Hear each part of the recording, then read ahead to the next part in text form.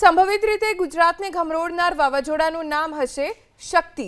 હવામાન નિષ્ણાત પરેશ ગોસ્વામીના અનુમાન મુજબ હાલની સ્થિતિને જોતા વાવાઝોડું બનવાની પૂરી શક્યતા વર્તાઈ રહી છે।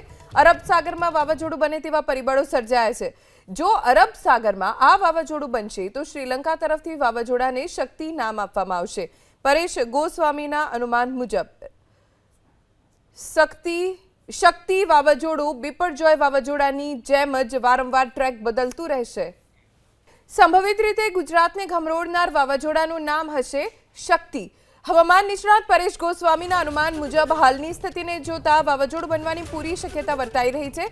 અરબ સાગરમાં વાવાઝોડું બને તેવા પરિબળો સર્જાયા છે।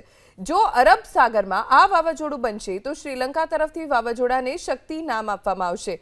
પરેશ ગોસ્વામીના અનુમાન મુજબ શક્તિ વાવાઝોડું બિપરજોય વાવાઝોડાની જેમ જ વારંવાર ટ્રેક બદલતું રહેશે।